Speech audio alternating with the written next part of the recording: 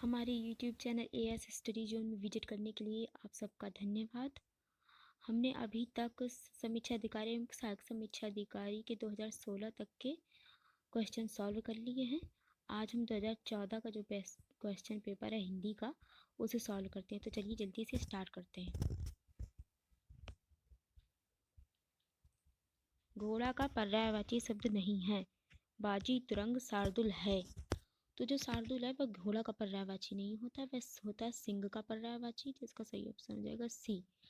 और शेर के जो अन्य पर्यायवाची हैं वह हैं मृगराज, मृगारी, केशी, केहरी, केसरी, नाहर आदि। मीनाक्षी का पर्यायवाची शब्द है सुंदरी, दुर्गा, मछली, लक्ष्मी।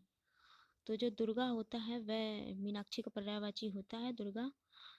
और मीनाक्षी का जो अर्थ होता है वह होता है मीन जैसी आंखों वाली, यानी जिसकी आंखें मछली के आकार की हों तो उसे मीनाक्षी कहते हैं। तो जो किसी स्त्री की आंखें भी मछली के आकार की हो सकती हैं, तो इसलिए जो पहला ऑप्शन है वह भी आयोग ने सही माना है, सुंदरी और दुर्गा दोनों। तो ए और बी दोनों ऑप्शन इसके सही हो जाएंगे। कौन सा नाग का पर्यायवाची नहीं है? सर्प, अहि, विस्तर, तुरंग। तो जो हमने देखा है अभी कि तुरंग जो होता है वह होता है घोड़े का पर्यायवाची। तो इसका जो सही ऑप्शन हो जाएगा वह हो जाएगा डी। और जो घोड़ा होता है उसके अन्य पर्यायवाची हैं अश्वगोटक है, वाजी, सैंधव आदि। चलिए आगे बढ़ते हैं। कौन सा शब्द दैत्य का पर्यायवाची नहीं है? राक्षस, दानव, भूसुर, निशाचर। ये जो भूसुर होता है वह दैत्य का पर्यायवाची नहीं होता, वह होता है ब्राह्मण का पर्यायवाची। तो जो इसमें भूसुर हो जाएगा वही दैत्य का पर्यायवाची नहीं होगा। जो ब्राह्मण होते हैं उसके अन्य पर्यायवाची द्विज, महीसुर, भी, देव, विप्र आदि। चलिए आगे बढ़ते हैं। रुख का पर्यायवाची शब्द है। रुख या रुक्ष जो होता है वह होता है पेड़ का पर्यायवाची। तो जो इसमें विटप, प्रसून, तड़का, हेरम्ब ये जो दिए हुए हैं, इसमें जो विटप होता है वह होता है पेड़ का पर्यायवाची, ये भी होता है, और रुख भी पेड़ का पर्यायवाची होता है। तो ये इसका ए ऑप्शन सही हो जाएगा। कौन सा शब्द ब्रह्मा का पर्यायवाची शब्द नहीं है? कमलासन, चतुरानन, चतुर्मुख, चतुर्भुज। तो ये जो चतुर्भुज होता है वह होता है विष्णु भगवान का पर्यायवाची। तो इसका सही ऑप्शन हो जाएगा डी। जो कमला आसन होता है वह होता है ब्रह्मा का पर्यायवाची, परंतु जो कमलापति और कमलाकांत होता है वह होता है विष्णु भगवान के पर्यायवाची। इसमें पूछा ब्रह्मा का पर्यायवाची कौन नहीं, तो जो चतुर्भुज है वह विष्णु भगवान का है। तो ये इसका सही ऑप्शन हो जाएगा डी। आगे बढ़ते हैं।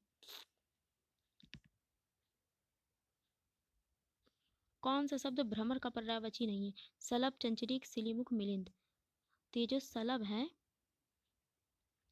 वह जो है कीट या पतंगे का पर्यायवाची होता है। तो इसका सही ऑप्शन हो जाएगा ए।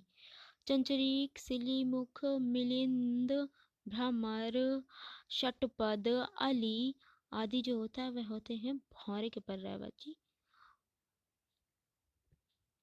कौन सा शब्द इंद्र का पर्यायवाची नहीं है? पुरंदर, शक्र, मध्वा, गणाधिप। तो जो गणाधिप होता है वह श्री गणेश भगवान का होता है। तो इसका सही ऑप्शन हो जाएगा डी। पुरंदर, शक्र, मध्वा, सचिपति ये सब होते हैं इंद्र के पर्यायवाची। हिरण्यगर्भ का पर्यायवाची शब्द है। हिरण्यगर्भ ब्रह्मा का पर्यायवाची शब्द होता है।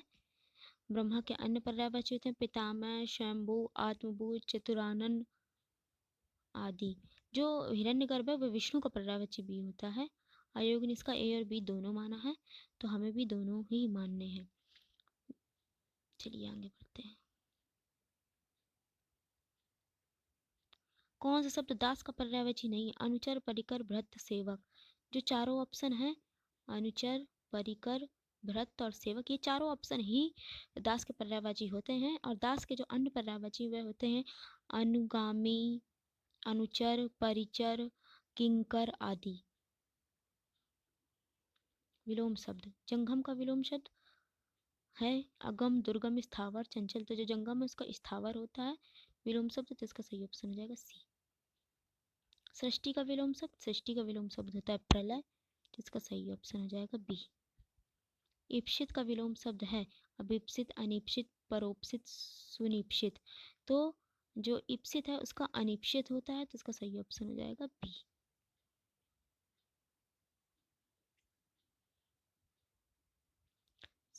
साहचर्य का विलोम शब्द है वैमनस्य, असहयोग, अलगाव, विनियोग।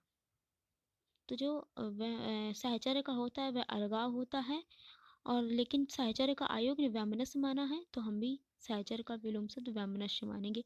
परंतु अगर वैमनस्य नहीं दिया होगा, अलगाव दिया होगा, तो हम अलगाव को भी सही कर सकते हैं। विराट का विलोम शब्द है बृहद, बृहत, छोटापन, क्षुद्र।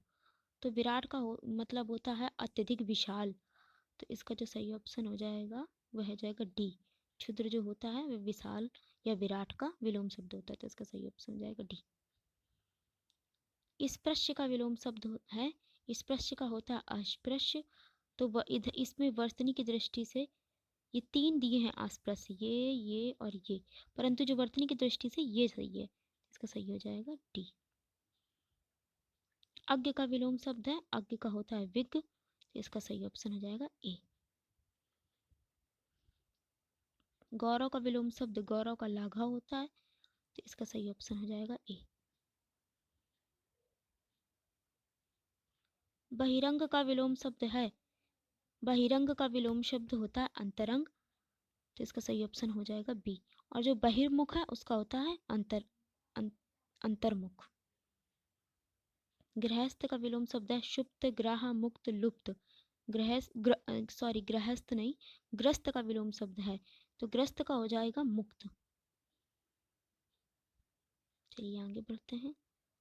निम्न वाक्य में वर्तनी की शुद्धियाँ। निम्नलिखित वाक्यों में शुद्ध वाक्य है मेरे घर के पास एक हलवाई की दुकान है, मेरे घर के पास एक हलवाई की दुकान है, मेरे घर के पास एक हलवाइयों की दुकान है, मेरे घर के पास हलवाई की एक दुकान है। तो इस तरह के क्वेश्चन हम कई बार देख चुके हैं, तो इसका जो हो जाएगा डी ऑप्शन सही हो जाएगा। क्योंकि जो यहाँ पर है एक हलवाई की दुकान नहीं होगी, कि ऐसी दुकान जिसमें सिर्फ एक हलवाई हो, ये नहीं सही होता है। और एक हलवाइयों, पहली बात तो एक कह रहे हैं, फिर कह रहे हैं हलवाइयों, तो इसलिए ये भी गलत हो जाएगा। जो ये डी ऑप्शन हो जाएगा वह सही हो जाएगा। हलवाई की एक दुकान है, एक दुकान है जिसमें कई हलवाई हो सकते हैं, एक भी हो सकता है, दो हो सकते हैं, तीन हो सकते हैं, चार हो सकते हैं, तो इसका जो सही ऑप्शन हो जाएगा डी।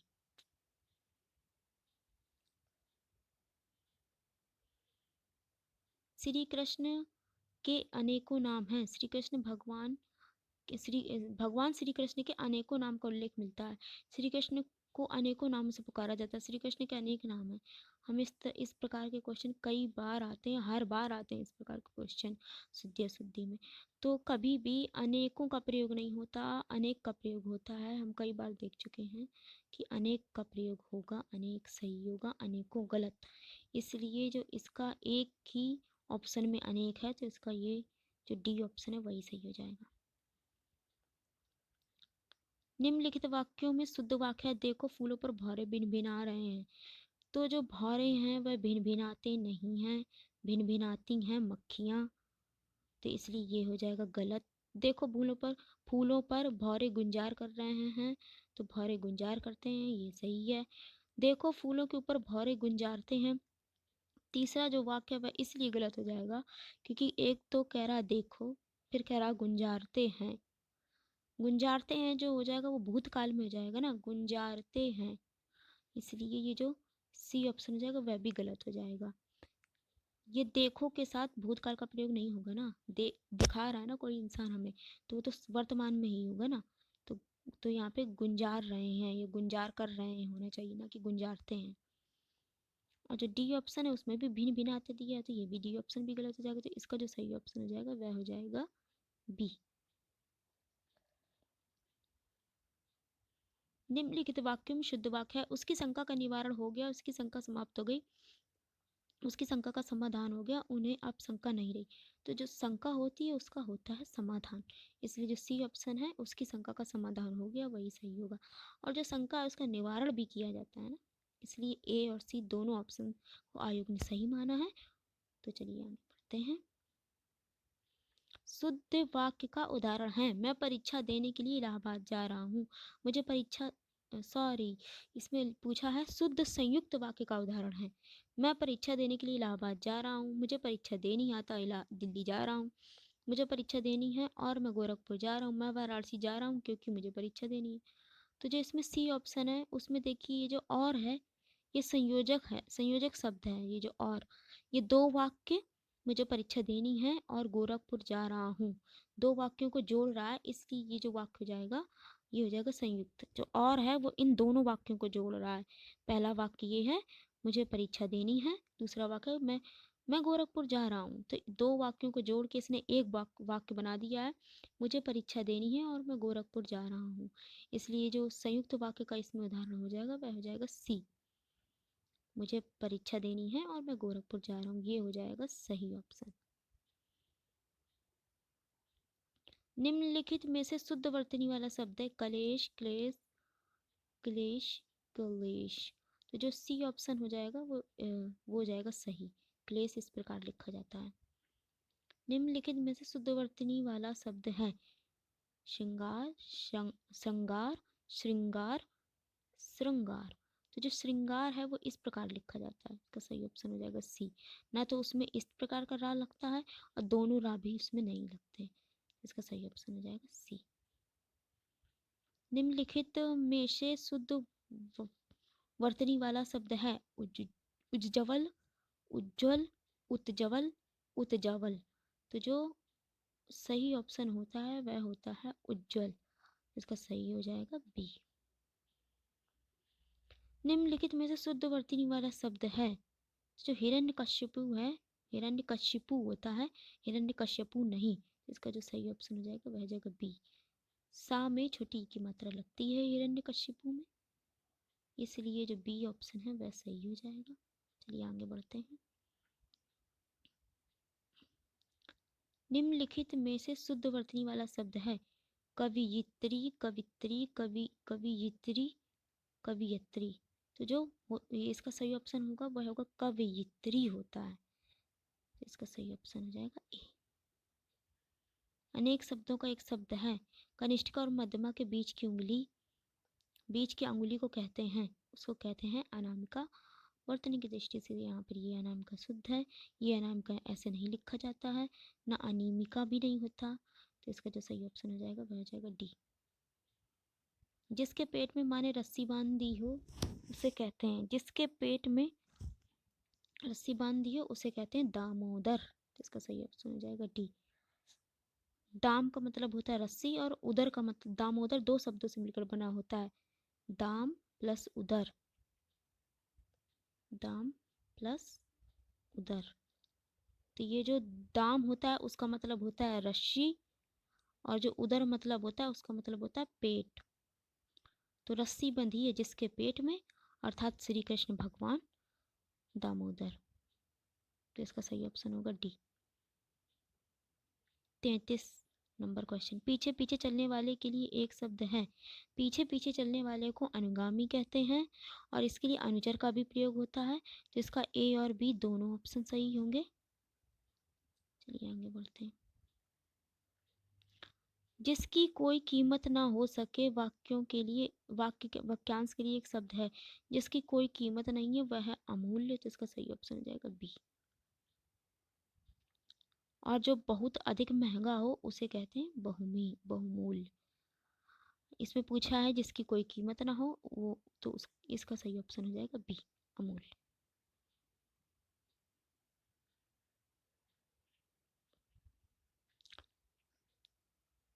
थोड़ा नपा तुला भोजन करने वाले के लिए उपयुक्त शब्द है, जो थोड़ा और नपा तुला भोजन करता है, कम भोजन करता है, उसको कहते हैं मिताहारी। इसका सही ऑप्शन हो जाएगा सी।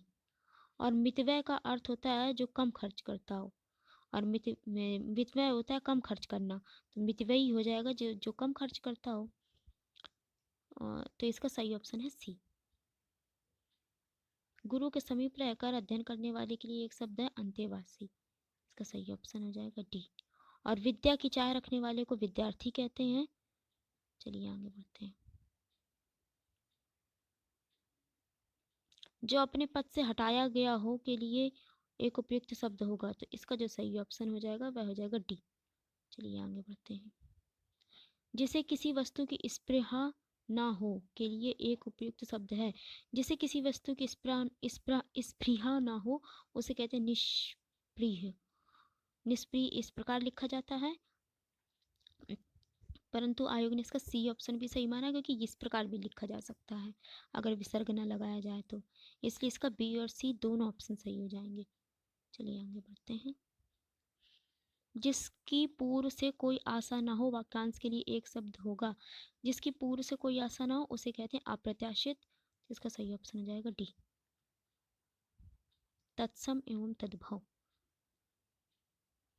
मक्खी का तत्सम रूप है, मक्खी का तत्सम रूप होता है मच्छिका, तो इसका जो सही ऑप्शन हो जाएगा वह हो जाएगा डी।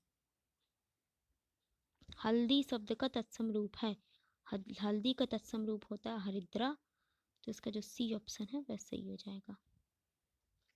हुलास शब्द का तत्सम रूप है, हुलास का तत्सम होता है उल्लास, तो इसका सही ऑप्शन होगा डी।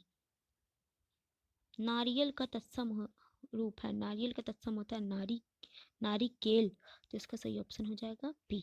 आयोग ने इसका सी ऑप्शन भी सही माना है नारिकेल, तो हम वैसे तो ए ऑप्शन ज़्यादा उपयुक्त है, पर आयोग ने सी भी माना तो हम भी दोनों मानेंगे। परंतु अगर आपको लगाना है, आपको आता है ये क्वेश्चन, तो आप या अगर ये क्वेश्चन पेपर में आएगा तो आप नारिकेल को लगाएंगे, जो ए ऑप्शन है, क्योंकि वही ज़्यादा शुद्ध है। ये भी सही है, दोनों सही है। सींग शब्द का तत्सम रूप है श्रृंग, सींग, श्रृंग, शिंग, तो इसका जो सींग होता है उसका होता है श्रृंग, इसका सही ऑप्शन हो जाएगा सी। ये आगे बढ़ते हैं। निम्नलिखित में से कौन सा शब्द तद्भव नहीं है? द्वार, साय, गृहस्थी, पांव। तो जो साय है वह तत्सम होता है, इसका जो तद्भव होता है सांझ, और जो द्वार है वह तद्भव है, इसका तत्सम होना चाहिए द्वार, द्वार। और जो गिरिस्ती नहीं होता है, ये गिरिस्ती तद्भव है, और ये इसका तत्सम होता है गृहस्थी, गृहस्थी या गृहस्थी। और जो पाँव है वो तो पैर का होता है। चलिए आगे बढ़ते हैं। एकल शब्द का तद्भव रूप है अकल, अकिल, अकेला, तो इसमें जो एकल का होता है वह होता है अकेला, जिसका सही ऑप्शन जाएगा सी।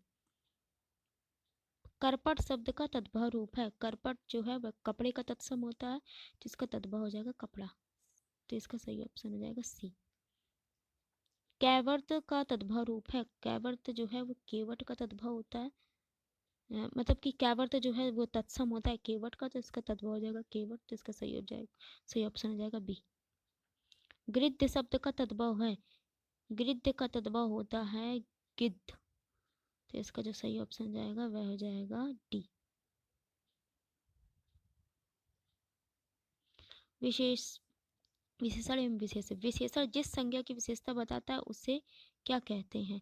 विशेषण जिसकी विशेषता बताता है उसे कहते हैं विशेष, इसका सही ऑप्शन हो जाएगा सी। और जो संख्यावाचक, गुणवाचक, सार्वनामिक, ये विशेषण के प्रकार है ना।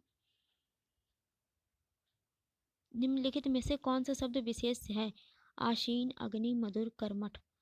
तो ये जो अग्नि है यह विशेष है, इसका विशेषण होता है आग्नेय, आग्नेय। इसके आग्नेय अग्नि से बना हुआ विशेषण होता है, तो इसलिए बी ऑप्शन इसका सही हो जाएगा। ठंडा पानी ठंड पैदा करता है, इस वाक्य में कौन सा विशेष है?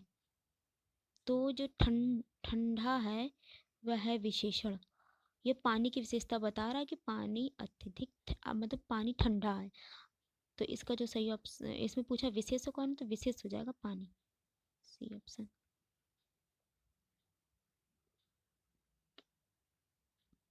निम्नलिखित में से कौन सा शब्द विशेष है? अनाशक्ति, अनाशक्त, अनुशंसित, अपमानित।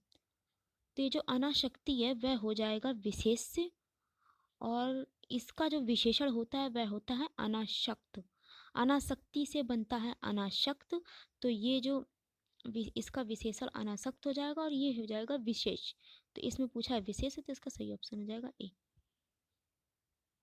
निम्नलिखित में से इसके जो अन्य ऑप्शन है, अनुशंसित जो है वह अनुशंसा, इसकी जो संज्ञा हो जाएगी अनुशंसा, तो अनुशंसा से बनेगा अनुशंसित, तो इसलिए ये हो जाएगा विशेषण। और अपमान से बनेगा अपमानित, तो इसलिए ये भी विशेषण है। अपमान संज्ञा हो जाएगी, अपमानित इसका विशेषण हो जाएगा। इसमें जो अनासक्ति दिया केवल वही विशेष है। इसका सही ऑप्शन हो जाएगा ए। निम्नलिखित में से कौन सा शब्द विशेष है? पौष्टिक, पाठकीय, भावुक, विषाद। तो जो पाठकीय, पौष्टिक और भावुक हैं, ये हैं विशेषण, क्योंकि पौष्ट से बना है पौष्टिक और भाव से बना है भावुक, और जो पाठक है उससे बना है पाठकीय। तो इसका जो सही ऑप्शन है वह हो जाएगा डी। विषाद जो है वह विशेष है। धुंधला शब्द विशेषण है, तो धुंधला शब्द है गुणवाचक विशेषण, क्योंकि इसमें कोई संज्ञा तो आ नहीं रही, ये सर्वनाम भी नहीं है, तो ये दोनों ऑप्शन अपने आप ही गलत हो जाएंगे। इसका सही ऑप्शन हो जाएगा बी। सरीखा शब्द में विशेषण है, तो जो सरीखा है वह भी गुण बताता है किसी चीज का, तो ये भी हो जाएगा गुणवाचक विशेषण। चलिए आगे बढ़ते हैं। वह नौकर नहीं आया वाक्य में कौन सा विशेषण है? सार्वनामिक विशेषण, गुणवाचक विशेषण, संख्या विशेषक, परिणामवाचक विशेषक। तो ये जो वह है, ना तो वह किसी का गुण बता रहा है, ना परिमाण बता रहा है कि 1 2 3 4 5 6, 1 किलो, 2 किलो, 3 किलो, 4 किलो। ये होते हैं परिणामवाचक विशेषण। जो जो आकार, रंग, रूप बताता है वह होता है गुणवाचक विशेषण किसी भी संज्ञा का। और जो वो बताता है कि पदार्थ कितना है, या ये होता है परिमाणवाचक विशेषण। और जो संख्या उसमें तो जैसे नाम से ही पता चल रहा है कि इसमें तो संख्या आएगी, इसलिए ये तीनों ऑप्शन हो जाएंगे गलत। और वह जो है वह एक सर्वनाम होता है, इसलिए ये हो जाएगा सार्वनामिक विशेषण, ए ऑप्शन सही। आपने नोटिस किया होगा कि जो पुराने पेपर हैं उनका जो क्वेश्चन है वो मतलब काफ़ी सरल, मतलब ऑप्शन जो होते थे वो काफ़ी ऑप्शन से पता चल जाता था कि ये नहीं होगा, ये होगा, तो इसका यही होगा। परंतु जो अब नया पेपर का पैटर्न है उसमें वो काफ़ी पुराने पेपरों से कठिन आ रहा है, इसलिए आपको हिंदी में थोड़ा मेहनत करनी पड़ेगी। तीसरा शब्द में विशेषण है पूर्णांक बोधक विशेषण, आवृत्तिवाचक विशेषण, गणनावाचक विशेषण, क्रमवाचक विशेषण। तो जो तीसरा शब्द है वह होता है क्रमवाचक विशेषण, क्योंकि पहला, दूसरा, तीसरा, यह क्रम से आ रहा है ना कि पहला फिर दूसरा फिर तीसरा फिर चौथा फिर पांचवा, तो इसलिए ये हो जाएगा क्रमवाचक विशेषण। आवृत्तिवाचक विशेषण होता है 1 गुना, 2 गुना, 3 गुना, 4 गुना, 5 गुना। जहाँ पर इस प्रकार के शब्द होते हैं वो होते हैं आवर्तीवाचक विशेषण।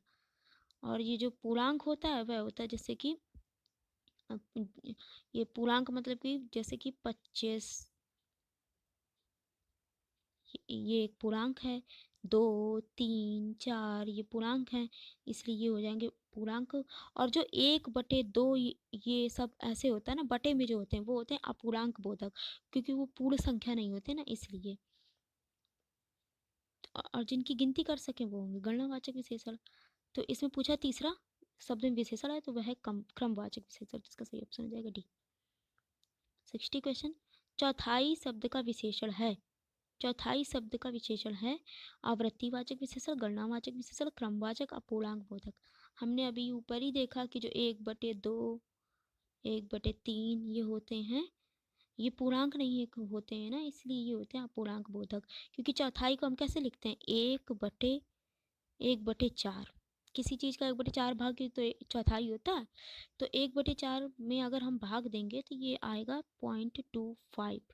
ये एक पूर्णांक भी नहीं बन पा रहा है एक, तो इसलिए ये हो जाएगा अपूर्णांक बोधक, क्योंकि पूर्ण नहीं हो पा रहा है ना, 0.25 है, एक भी नहीं हो पा रहा है, इसलिए इसका सही ऑप्शन हो जाएगा डी। चलिए देखते हैं। अच्छा, जो पुराना जो पेपर सॉल्व किया था हमने 2016 वाला, उसमें जो एक क्वेश्चन था, ये 44 नंबर क्वेश्चन था। चना का तत्सम रूप है चड़क, चड़ा, चाड़क, चड़ाक। तो जो चना का होता है वो चड़क होता है। बोला तो मैंने सही था उस दिन, लेकिन ये मुझसे जो सी ऑप्शन है वह टिक लग गया था, ए ऑप्शन नहीं लग पाया था। तो इसलिए मैं आपसे क्षमा चाहती हूँ, सॉरी। चना का चड़क होता है ये तो सबको पता ही है, इसलिए इसका सही ऑप्शन हो जाएगा, वह हो जाएगा ए। अगर हमारी वीडियो में थोड़ी बहुत गलती हो जाए करे तो आप लोग हमें माफ़ कर दिया करिए, क्योंकि वीडियो बनाने में थोड़ी बहुत गलतियाँ हो जाती हैं। और अगर आपको हमारी वीडियो पसंद आई है या अच्छी लगती है तो आप हमारे चैनल को लाइक, सब्सक्राइब एंड शेयर करिए। Thank you.